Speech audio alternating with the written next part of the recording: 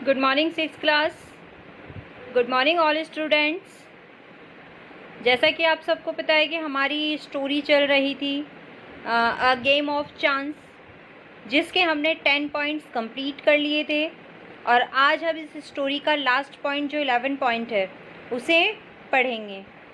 तो देखो, जैसा कि हमने इस स्टोरी में पढ़ा था कि ये कहानी जो है एक बच्चा सुना रहा है।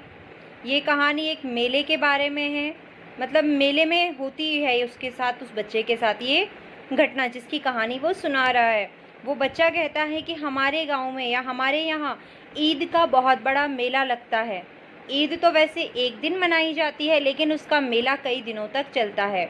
इस मेले में बहुत दूर दूर से अलग अलग प्रकार के दुकानदार आते हैं और अपनी दुकान लगाते हैं।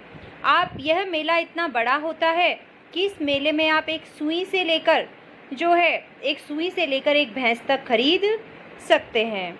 तो वह बच्चा आगे कहता है कि जब ये मेला लगा तो मैं अपने अंकल के साथ मेला देखने गया।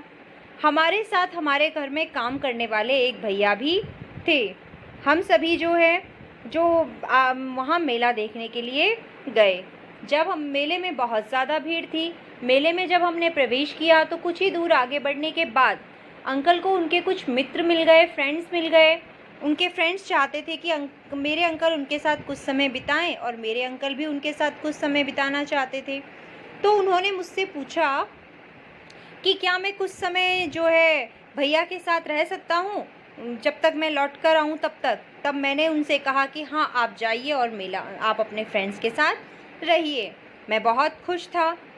मेरे अंकल कुछ समय अपने दोस्तों के साथ चले गए, लेकिन वो कहकर गए थे कि जब तक मैं लौट कर ना आऊँ तब तक कोई सामान मत खरीदना और यहाँ से ज़्यादा दूर मत जाना। तो अंकल जब अपने दोस्तों के साथ चले गए तो मैं और मेरे जो भैया जो हमारे घर पर काम करते थे, हम मेले में घूमने लगे। हमने मेले में कई ऐसी चीज़ें देखी जिसे मैं ख़रीदना चाहता था, लेकिन अंकल से मैंने वादा किया था कि जब तक वो नहीं आएंगे तब तक मैं उन्हें नहीं खरीदूंगा, इसलिए मैंने नहीं खरीदी।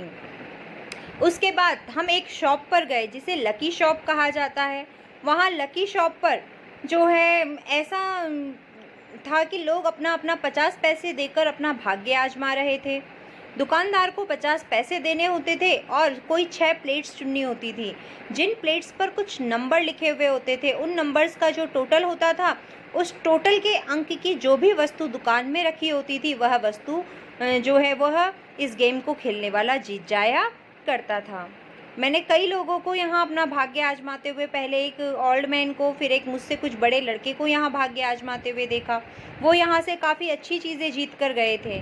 इसीलिए मेरे मन में इच्छा हुई कि मैं भी ये गेम खेलूं, और फिर मैंने अपना भाग्य आजमाना शुरू किया। मैंने 50 पैसे देकर इस खेल की शुरुआत की, लेकिन मेरा लक्ष्य ज़्यादा अच्छा नहीं था। इसी के कारण मैं ज़्यादा कुछ जीत नहीं पाया। सिर्फ एक बार तो सिर्फ मैं पेंसिल, फाउंटेन पेन, एक इंक की जो बोतल होती है, वह सिर्फ इतना ही जीत पाया था। और बहुत चीप, जिनकी कीमत बहुत कम थी, ऐसी ही चीज़ें जीत पाया। पर मैंने हार नहीं मानी और मैं बार बार अपना जो लक है वो ट्राई करता ही रहा, लेकिन हर बार लक ने मेरा साथ नहीं दिया और सिर्फ अब मेरे पास 25 पैसे ही मेरे जेब में रह गए थे।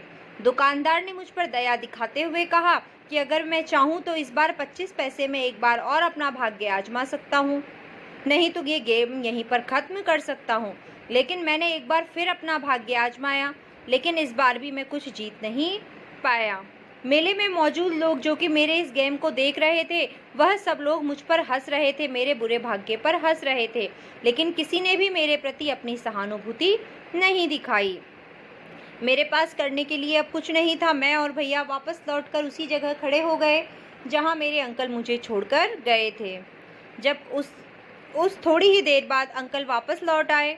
जब वो लौट कर आते हैं तो मुझे देखकर कहते हैं कि क्या बात है रशीद, तुम काफ़ी उदास लग रहे हो, क्या हुआ? मैंने तो अपने अंकल को कुछ नहीं बताया, लेकिन जो मेरे भैया थे उन्होंने अंकल को सारी घटना बता दी। तो अंकल ना तो मुझ पर नाराज़ हुए और ना ही उदास हुए, वह सिर्फ इस बात को सुनकर मुस्कुराए और उन्होंने मेरी पीठ थपथपाई। और उसके बाद वह मुझे एक ऐसी दुकान पर ले गए जहां दुकान पर उन्होंने मेरे लिए एक बहुत ही खूबसूरत छाता खरीदा, बिस्किट्स खरीदे, मिठाइयाँ खरीदी और बहुत सारे छोटे छोटे उपहार भी खरीदे और फिर हम घर लौट आए। यहाँ तक हमने पढ़ लिया था। अब हम हमारा जो नेक्स्ट पॉइंट है 11 पॉइंट उसे कंटिन्यू करेंगे। तो देखिए बच्चों, back home uncle told me. जब हम घर लौटे तब अंकल ने मुझे बताया। तब तक अंकल ने मुझे कुछ नहीं बताया था जब तक कि हम वहाँ पर थे। तो जब हम घर लौटे तब अंकल ने मुझे बताया दैट यानी कि, बैक होम यानी वापस लौटना, बैक होम मीन्स वापस लौटना, टोल्ड मीन्स कहा, तो या फिर बताया, यहाँ पर बताया इसका अर्थ है। तो जब हम घर लौटे तब अंकल ने मुझे बताया कि the lucky shopman had made a fool of me. Fool means मूर्ख, मैड यानी बनाना, और लकी यानी भाग्य की दुकान, लकी शॉप आपको बता ही दिया था। तो जब हम घर लौट कर आए, मेले में तो मेरे अंकल ने मुझे कुछ नहीं कहा, लेकिन जब हम घर लौट कर आए तब मेरे अंकल ने मुझे बताया कि वो लकी शॉप वाला जो था, जो दुकानदार था लकी शॉप वाला, उस व्यक्ति ने मुझे मूर्ख बनाया था। तो मैंने उनसे कहा, नहीं uncle. I said no uncle, मैंने कहा नहीं uncle. It was just my bad luck, कि दुकानदार ने मुझे मूर्ख नहीं बनाया है, ये तो सिर्फ मेरा बैड लक था जिसके कारण मैं कुछ जीत नहीं पाया। बट अंकल सेड, बट यानी लेकिन अंकल ने कहा, I said I so an old man getting a clock and a boy getting 2 or 3 costly thing. जब मुझे ये बात बताते हैं कि उस दुकानदार ने मुझे मूर्ख बनाया है, तो मैं अपने अंकल की बात को नकार देता हूँ और उनसे कहता हूँ, नहीं अंकल, उस दुकानदार ने मुझे बेवकूफ़ नहीं बनाया, ये तो सिर्फ मेरा बैड लक था कि मैं कोई अच्छी चीज़ जीत नहीं पाया। तभी अंकल मुझसे कहते हैं, नो माय बॉय, नहीं मेरे बच्चे। सैड अंकल्स, अंकल ने कहा, नो माय बॉय, नहीं मेरे बच्चे। It was neither good luck और नॉर बैड लक, कि यह जो गेम था जो तुम खेल कर आए हो, यह कोई अच्छे भाग्य या बुरे भाग्य का खेल नहीं था। उन्होंने मुझे साफ साफ बताया कि यह ना तो अच्छा भाग्य था और ना ही बुरा भाग्य, अर्थात ये एक दुकानदार के पैसे बनाने का एक तरीका था, इसमें कोई गुड लक और बैड लक नहीं था। बट अंकल, आई सेड, मैंने कहा लेकिन uncle, I saw an old man getting a clock and a boy getting 2 or 3 costly thing. पर मैंने अंकल की बात को जो है सुनने के बाद उसमें इंटरप्ट करते हुए, उन्हें अपनी बात को साबित करते हुए मैंने अंकल से कहा, लेकिन अंकल ऐसा कैसे हो सकता है? मैंने खुद ने एक वृद्ध व्यक्ति को उस गेम को खेलने के बाद एक घड़ी जीतते हुए देखा है, और उसके बाद एक लड़का वहां आकर अपना भाग्य आजमाता है, और उसने भी 2-3 बहुत महंगी और कीमती चीज़ों को वहां पर जीता था। मैंने कहा, अंकल, मैंने एक बूढ़े आदमी को एक घड़ी जीतते हुए और एक लड़के को 2-3 कीमती वस्तुएं जीतते हुए या प्राप्त करते हुए खुद अपनी आंखों से देखा है। तो ऐसा कैसे हो सकता है कि वह दुकानदार जो है वो मुझे मूर्ख बना रहा था? ये चीज़ तो मैंने खुद अपनी आंखों से देखी थी, और उसी के बाद मैंने सोचा था कि मैं अब अपना जो है भाग्य आजमाऊंगा, और तब मैंने अपना भाग्य आजमाया। तभी मेरे अंकल कहते हैं, you don't know child, uncle said, uncle ने कहा, यू डोंट नो यानी तुम नहीं जानते, चाइल्ड मीन्स बच्चा, कि बच्चे तुम नहीं जानते, बच्चे तुम अभी छोटे हो, तुम नहीं जानते हो। ये बात अंकल ने कही। They were all friends of the shopkeeper, कि जिन लोगों को तुमने वहाँ दुकान पर अपना भाग्य आजमाते हुए देखा था कि वह जो घड़ी जीत कर गए या कीमती वस्तुएं जीत कर गए, वह सब कोई सामान्य लोग नहीं थे, वह सब उसी दुकानदार के दोस्त थे। वो सब जो थे वो उस दुकानदार के मित्र थे, उनके दोस्त थे। शॉपकीपर मीन्स दुकानदार, देवर यानी वो लोग जो कि भाग्य आजमा रहे थे। They were playing tricks to tempt you to try your luck. अब यहाँ देखिए, ट्रिक्स का मतलब है धोखा देने की कोशिश करना। प्लेइंग ट्रिक्स यानी धोखा देने की कोशिश करना या छल करने की कोशिश करना। और टेम्प्ट का मतलब होता है ललचाना। टेम्प्ट का मतलब होता है ललचाना, लक यानी भाग्य। They were playing tricks to tempt you to try your luck. वह सब लोग जो वहाँ जिन्हें तुमने कीमती वस्तुएं जीतते हुए देखा है, वह सब कोई और नहीं बल्कि उस दुकानदार के ही मित्र थे। वह दुकानदार के ही मित्र थे। वह सब तो सिर्फ तुम्हें अपना भाग्य आजमाने के लिए ललचा रहे थे। वो सब तो तुम्हें क्या कर रहे थे? सिर्फ ललचाने के लिए धोखा दे रहे थे। वे तुम्हें अपना भाग्य आजमाने के लिए ललचा रहे थे और अपना भाग्य तुम भी आजमाओ इस चीज़ के लिए वो तुम्हें धोखा दे रहे थे। They wanted your money and they got it. वो सिर्फ तुम्हारा पैसा चाहते थे। उनका मकसद सिर्फ इतना था कि वो तुम्हारा पैसा चाहते थे, तुम्हारा धन चाहते थे, जिसे उन्होंने प्राप्त कर लिया। गॉट इट करना यानी प्राप्त कर लेना। वॉन्टेड मीन्स चाहना। मनी का तो आप सबको पता ही होगा, पैसा। They wanted your money and they got it. वह सब तुम्हारा धन प्राप्त करना चाहते थे, तुम्हारा धन चाहते थे और उन्होंने उसे प्राप्त भी कर लिया। Now forget about it. लेकिन जो भी हुआ तुम उसे अब भूल जाओ। फॉरगेट मन भूल जाना, लेकिन नाउ यानी अब। लेकिन अब इस बारे में तुम जो भी हुआ है इसे तुम भूल जाओ। And don't tell anybody of your bad luck और योर फुलिशनेस। फुलिशनेस मीन्स मूर्खता, बैड लक यानी दुर्भाग्य, एनीबडी यानी किसी को भी नहीं। And don't tell anybody of your bad luck और योर फुलिशनेस। और हाँ, अपने दुर्भाग्य के बारे में, अपनी मूर्खता के बारे में किसी को मत बताना।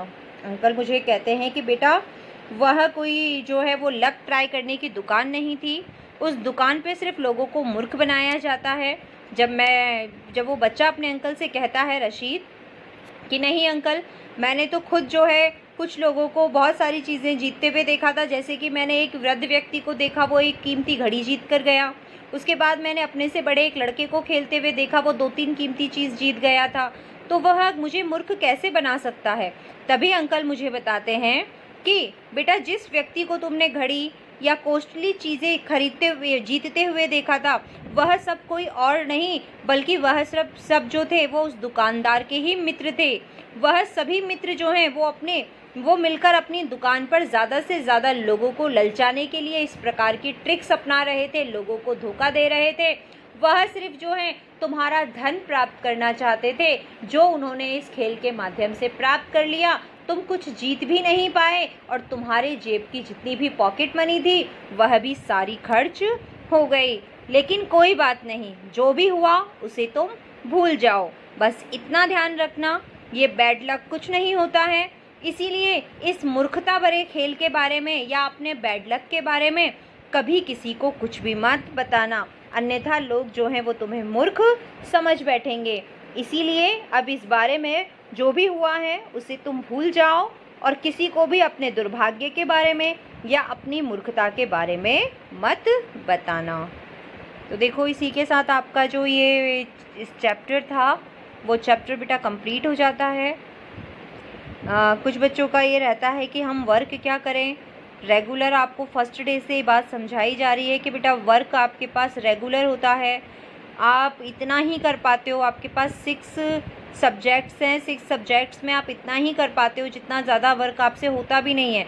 तो आप अगर रेगुलर के 15 या 20 मीनिंग्स जो आपको बताए जा रहे हैं आप वो रेगुलर मीनिंग कर रहे हो, अपने चैप्टर को खुद एक बार पढ़ रहे हो, रिवाइज़ कर रहे हो, तो अब अपने आप ही आपके पास वर्क है। सो इसमें कंफ्यूज होने की ज़रूरत नहीं होती। आपको हर वर्ड का मीनिंग बताया जाता है, हर वर्ड का। ऐसा कोई वर्ड नहीं छूटता है जिसका आपको मीनिंग ना बताया जाए। अब नॉर्मल है कि आई, बॉय, गर्ल, ये तो तुम लोग सब जानते हो, 6th क्लास में हो। इसके अलावा जो भी आपका थोड़ा सा भी डिफ़िकल्ट शब्द होता है उसके बारे में आपको बताया जाता है। तो अपने मीनिंग्स जो आपको बताए जा रहे हैं उन मीनिंग्स को आप कॉपी में करेंगे और साथ में सिर्फ उसे कॉपी में ही नहीं करेंगे बल्कि साथ में उसे लर्न भी करेंगे। तो आज के लिए इतना ही। अपना चैप्टर रिवाइज कर लेना, अपने सारे मीनिंग्स को राइट एंड लर्न कर लेना। नेक्स्ट डे जो है हम लोग अपने इस चैप्टर के क्वेश्चन आंसर्स को करेंगे।